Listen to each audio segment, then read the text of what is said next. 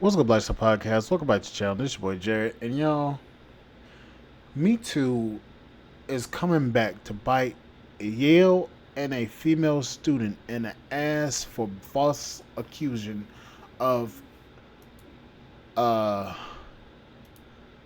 greatness. And y'all can know what I'm about to say. Great.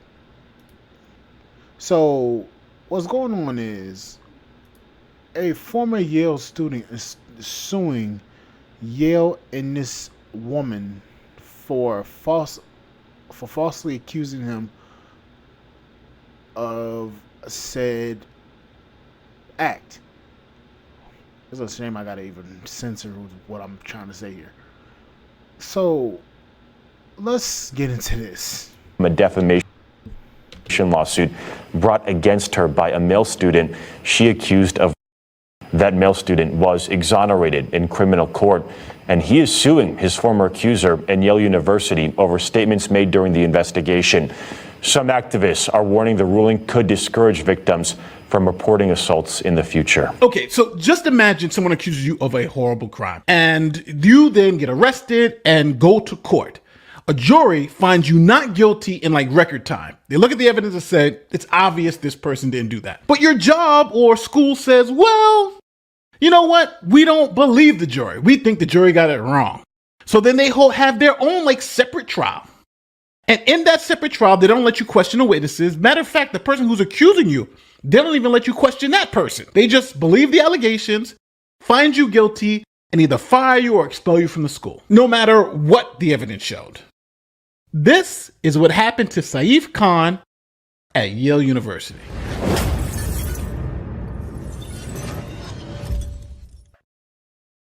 So first, let's talk about what happened. Saif Khan was a student at Yale University, and he had a sexual encounter with another student. Now, they hooked up after a Halloween party that Saif was throwing at Yale. Now, the woman Khan had just had sex with later reported to authorities that she had been assaulted by Khan. Now, Khan was suspended from Yale, and then he was put on trial for assault by the state.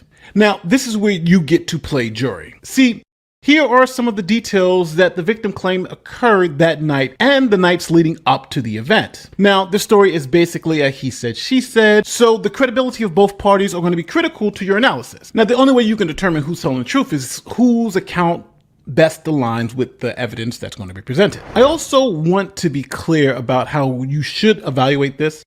The accuser is the one that has to prove the allegations to be true. The person who's being accused doesn't have to prove anything. They don't have to prove they're innocent.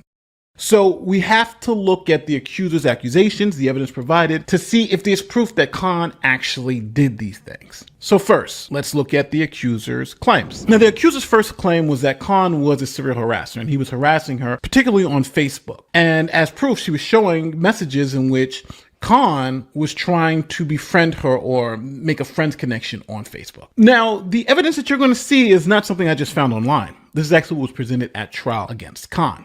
So first, we looked at the Facebook messages. Facebook messages showed that she and Khan had multiple messages on Facebook, and she also accepted Khan's Facebook request, along with giving Khan her phone number so they can contact each other off platform. So here are the Facebook messages that was presented at the trial. Saif says, boo, what's your number? She replies with her phone number and says, I'm sad I had to leave. That was an awesome talk. The accuser also stated to the authorities that she wanted nothing to do with Khan. But text messages presented at trial show that she agreed to meet Khan and to go to dinner with Khan and to go to various events around campus with Khan. For example, when Khan invited her to dinner, this is what she said. Saif says, meal on Friday. She says, sure, I can do lunch on Friday or dinner any other day. All right, let's do Saturday, replies Khan. Sounds good. What time? 5:45. Trumbull. Works for you? Yes. Perfect. Court documents also reveal that she texted him again to accept his offer of tickets to a sold-out Halloween concert by the Yale Symphony Orchestra. She asked, can I buy the ticket, please? He says, it's free for you. She says, really? Thank you, sir. He says, of course. I owe you, she responds. He says, Oh, yeah. Now, remember, all this is important because we're trying to understand their relationship. Because the victim here had claimed that she was in fear and she was being stalked by Khan. But the court documents, as you see, showed that a lot of the time she was the one who not only initiated conversations via text and other means, but she continued communications with Khan throughout this time period. Like you just saw, asking if she could buy tickets from him, going out to dinner with them. Here, the evidence didn't really align with what the accuser was saying about their relationship. Now, one thing I want to mention about this story is how the media is actually not covering it, or I'd say the liberal side of the media. Check this out. On Ground News, it's able to show you how this story in particular is being covered by both the liberal media and the conservative media. And as you can see, the liberal media is essentially ignoring this story. Now, this case can fundamentally change how sexual assaults are handled on college campuses, but yet no one on the liberal media side has even mentioned it. Now, next, the accuser also claimed that the night after the concert that Khan forced himself into her dorm room. But at the time of the alleged forced entry, the ID card records showed that Khan entered his dorm room shortly after the accuser entered hers. Now, that made the forcible entry into her room a little bit problematic. And the reason why is that Khan couldn't be in two places at the same time. At the time, she was saying that he was forcibly entering her dorm room. He was also using his key card to enter his dorm room. Now, after the incident occurred, the accuser says that she was trying to avoid Khan at all costs. But text messages after the encounter shows casual communications with Khan, including text messages the morning after the incident. Here it is. Saif texts her, "Morning." She responds, "LOL." He then sends an emoji. She writes, "Go to sleep. This will stay between us." That goes for you too. "Okay, great. Let me know when you wake up and we'll have a meal." Khan replies, Yeah, we'll do." She then replies, "Hey, are you 100% sure you use protection or should I take measures?" Khan then replied that he did use protection. Then later on that day, she writes this, "You're a piece of shit, Saif. I hope you know that." He writes back about 2 hours later, "I apologize for making you feel that way. Is there anything I can do?" Now, Now, I just want to interject here because that was a lot to take in. Now, it's obvious that the chick was lying. Now, let me skip ahead a little bit because the way that Yale handled this situation is very problematic. And the reason why I say that is because Yale basically expelled this student because of this allegation after the chick was proven to be lying. Now, let's continue.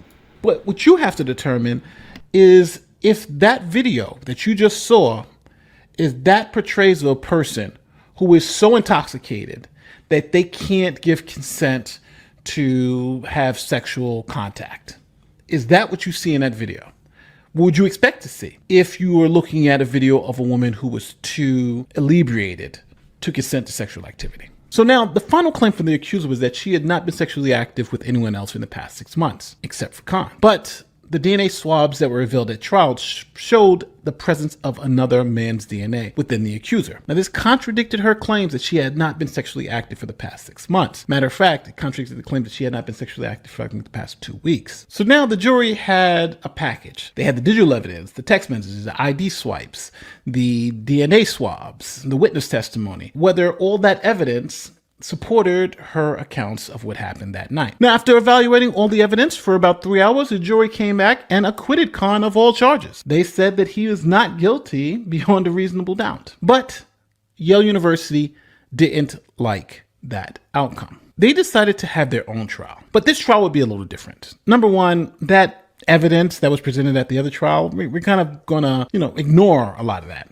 Also, we're not going to allow Khan to question the witnesses or even question the accuser. Matter of fact, he can't even be there in the room when the accuser does come and testify. Just so you understand, they didn't even let Khan's attorneys question the accuser during this, I'm calling it a sham trial. So to no one's surprise, Yale found Khan guilty of the assault and kicked him out, even though their trial was inherently unfair. So Khan sued the school because this trial was so unfair. And the Connecticut Supreme Court ruled that this trial was so unfair, it boggled the mind. Here is what they said. Saif Khan was a senior at Yale in 2015 when he was accused of assaulting a fellow student on Halloween night. The woman claimed that Khan, after she admittedly had too much to drink. Khan denied the accusations, was arrested, and faced a criminal trial. It took a jury 3 hours, just 3 hours, to acquit him on all charges. The story, of course, didn't end there. There was a hearing on Yale's campus in which Khan and his lawyer were unable to cross-examine his accuser. They were not even allowed to be in the same room when she testified. Yale suspended Khan and eventually expelled him. But now the Connecticut Supreme Court has found that Yale's kangaroo court was so unfair, they issued a ruling in Khan's favor, in the accused favor. They wrote that Khan's lawyer's inability to cross-examine the accused reduced them, and we're quoting now, to the role of a potted plant, saying fundamental fairness requires meaningful cross-examination in proceedings like the one at issue.